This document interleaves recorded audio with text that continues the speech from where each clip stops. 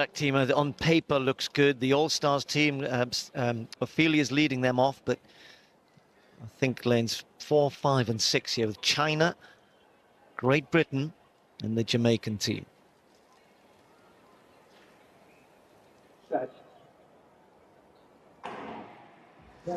Decent start for Ashley Nelson. Don't forget Shelly-Ann Fraser-Pryce on the last leg. It's pretty even, you've got to say. Brazil and Australia started quickly. Let's look for the first handover. All pretty good, looks safe. A very good handover for Great Britain, moving past Jamaica. So now we got Bianca Williams taking over from Nancy Coe. Bianca Williams has got the baton and China giving chase here, but it's Great Britain performing superbly well. Jamaica trying to come back into it. Daryl Neater's going to have Shelly-Ann Fraser-Pryce chasing her. China not too far away.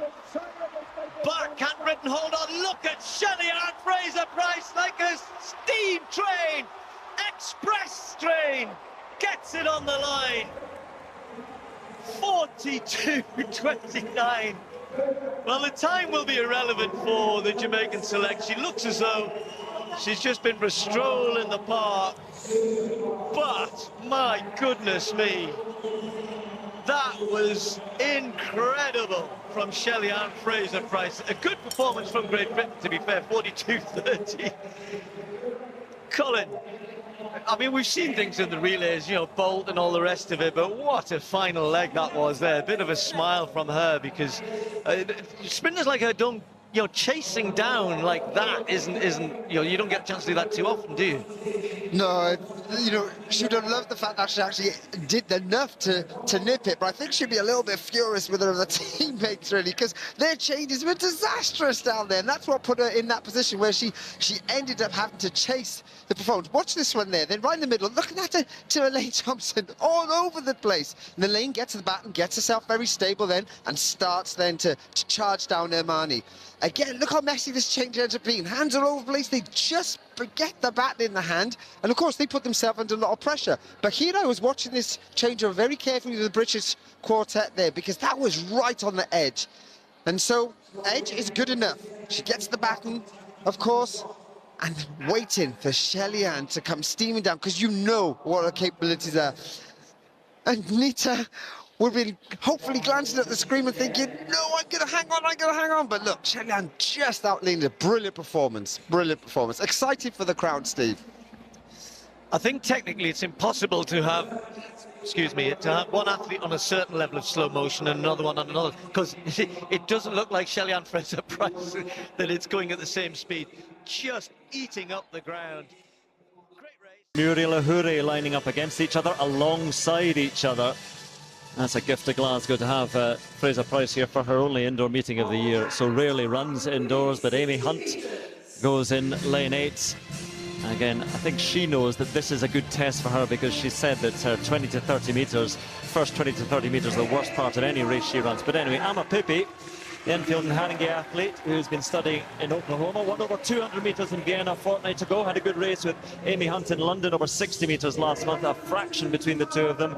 Katarzyna Sokolska of Poland is in lane 2, strong Polish contingent at this meeting. Maja Michalinic of Slovenia made the final of the European Indoors here last year. Good run in Torun in Poland last weekend behind the American Shania Collins. And then the noise that will welcome one of the greatest athletes of all time, twice Olympic champion, 4 times world champion over 100 metres. Says that Tokyo will be her final Olympics. She's going to double up there over 100 and 200, but she's almost built, designed for 60 metres here. They met in the World Indoors in 2014, where Shelly-Ann Fraser-Pryce won her only World Indoor title, beating Ahure into second place. But Ahure, World Indoor champion in Birmingham 2 years ago. Natasha Morrison of Jamaica, her first indoor race this season. Again, it's just not a well-trodden path from Jamaica to the indoor scene in Europe in the winter, but a strong Jamaican contingent here today. Naomi Sedney of the Netherlands, often a stalwart of the Dutch 4x100 squad, with the likes of Jamila Samuel and Daphne Schippers. And then Amy Hunt, still just 17, enormous potential. European junior title last year. This year's a World Junior Championship year. She's got that to decide on, as well as whether to go to Cambridge or Loughborough. Is it going to be World Junior Championship or Olympics? Again, you have to think perhaps of the long term as well, but she is running world-class times now. 60 metres, not perhaps her strength, though she knows that. It's just a chance here to test her first 20, 30 metres against some of the best and perhaps the very best of all time in women's sprinting. Shelly-Ann Fraser-Pryce in lane 4, Muriel Ahuri in 5. Ahuri has not lost an indoor race over 60 metres since 2014, when she gave second best to the woman alongside her, Shelly-Ann Fraser-Pryce. The women's 60 metres.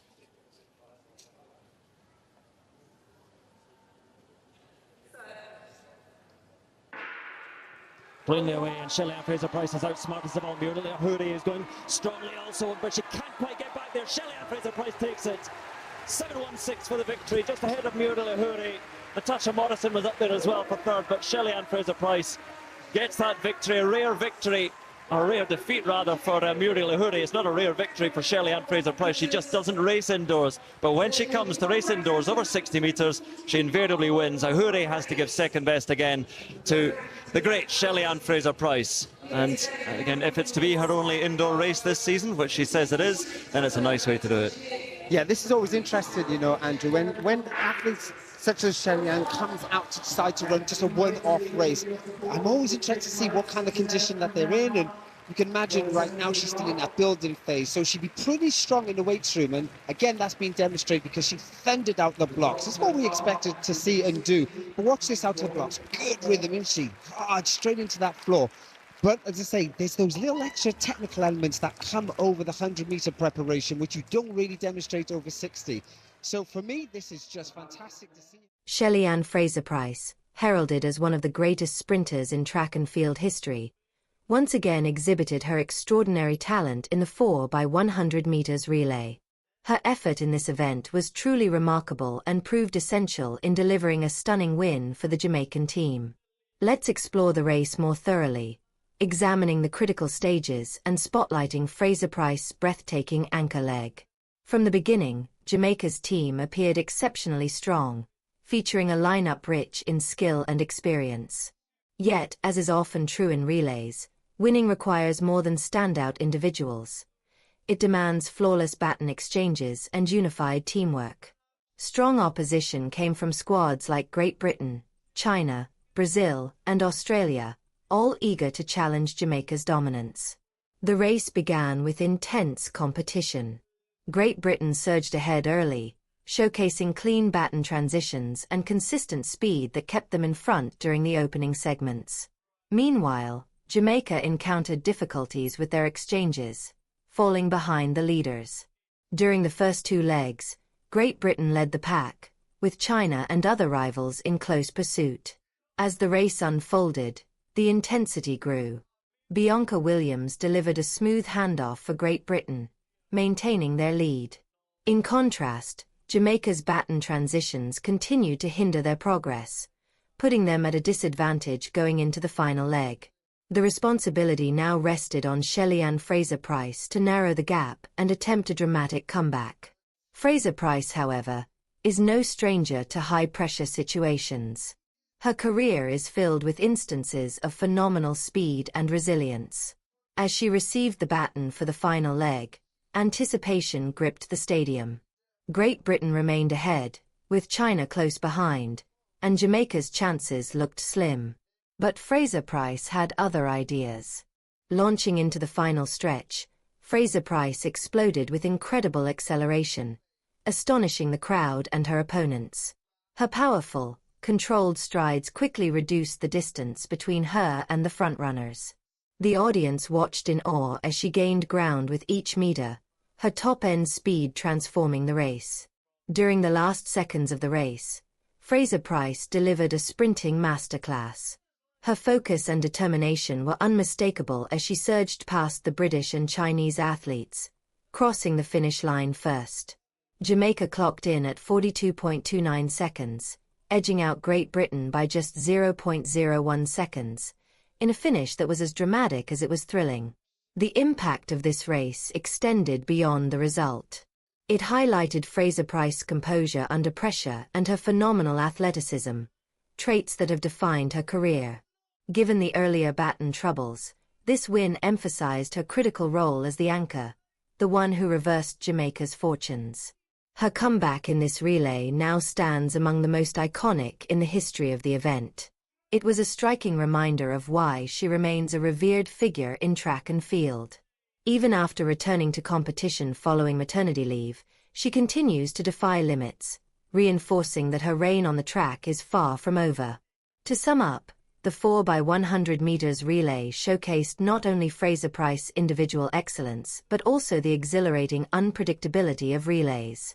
Her performance serves as proof of her unwavering commitment, strength, and legacy as one of the sport's all-time greats. Shelly-Ann Fraser-Pryce's unforgettable leg in the 4x100 meters is a testament to determination, excellence, and the will to win. Her ability to rise above adversity and drive her team to triumph has left an enduring legacy in athletics. What are your thoughts on Fraser-Pryce's incredible finish? How vital do you think the anchor leg is in a relay? Let us know your views in the comments.